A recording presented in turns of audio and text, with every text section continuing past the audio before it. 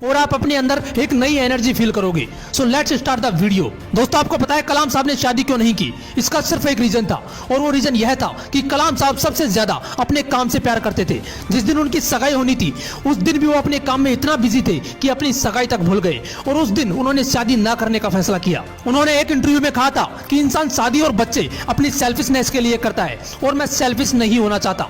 मैं अपनी पूरी जिंदगी इस देश को समर्पित करना चाहता हूँ। दोस्तों, बात है 10 अगस्त 1979 की। 19 साल की मेहनत, 23 मीटर लंबा SLV-3 रॉकेट 17 टन का वजन लेकर 7:58 पर आसमान में उड़ा। ये रॉकेट 4 स्टेजेस में था और ये सिर्फ एक रॉकेट नहीं था, ये सपना था उन तमाम लोगों का जो इस प्रोजेक्ट में शामिल थे। और इस प्रोजेक्ट के डायरेक्टर थे कलाम साहब। वो रॉकेट पहली स्टेज तो पार कर गया, लेकिन दूसरी स्टेज में जाने के बाद रॉकेट ने काम करना बंद कर दिया और 317 सेकंड के बाद कलाम साहब और कई लोगों का सपना कचरा बनकर श्रीहरिकोटा से 560 किलोमीटर दूर समंदर में जा गिरा। दोस्तों, क्या हालत हुई होगी उस वक्त कलाम साहब और उनके बाकी साथियों की जब उनके 19 साल का सपना कुछ ही सेकंडों में समंदर में कचरा बनकर बिखर गया। कलाम साहब कहते हैं कि उस वक्त मैं अंदर से इतना टूट गया कि मैं अपने बिस्तरों में जाकर धंस गया और मेरी आंखों से आंसू बहने लगे। लेकिन दोस्तों, कलाम साहब हार मानने वालों में से नहीं थे। वो कहते थे कि पहाड़ की चोटी पर उतरने से पहाड़ पर चढ़ने का तजुर्बा नहीं मिलता, जिंदगी पहाड़ की चढ़ानों पर मिलती है, चोटी पर नहीं। कलाम साहब भी इसी तरह एक एक कदम आगे बढ़ाते रहे और दोस्तों, एक साल बाद 18 जुलाई 1980 सुबह 8:03 पर हिंदुस्तान का पहला सैटेलाइट रोहिणी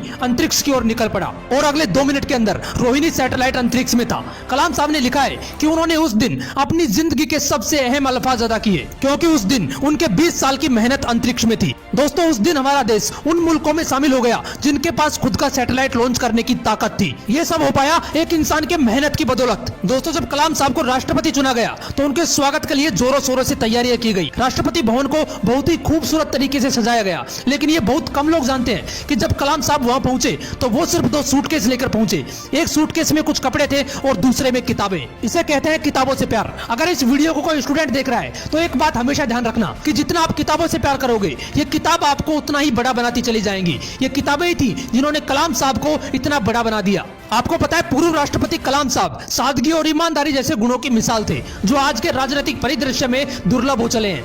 एक बार कलाम साहब का पूरा परिवार उनसे मिलने दिल्ली आया। उनके 90 साल के बड़े भाई से लेकर उनके 1.5 साल की परपोती तक टोटल 52 लोग थे। सभी को राष्ट्रपति भवन लाया गया, जहां पर वो 8 दिन रुके। दोस्तों, आपको जानकर हैरानी होगी कि उन 8 दिनों में जितना भी खर्चा हुआ, चाय से लेकर खाने तक का, वो सारा खर्च कलाम साहब ने अपने पर्सनल अकाउंट से दिया। करीब 3,52,000 रुपए का चेक काटकर राष्ट्रपति कार्यालय को भेजा। इसलिए कलाम साहब ईमानदारी की मिसाल थे, ना जात धर्म ना कोई भेदभाव। मैंने कुछ लाइनें पढ़ी थी जो कलाम साहब के लिए कही गई थी। था बंदा इस्लाम का वो, पर कभी न ऐठा करता था, जब भी चाहा संतों के चरणों में बैठा करता था।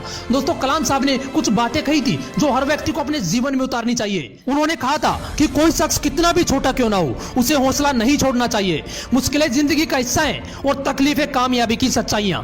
खुदा ने यह वादा तो नहीं किया कि आसमान हमेशा नीला ही रहेगा, जिंदगी भर फूलों से भरी राहें मिलेंगी।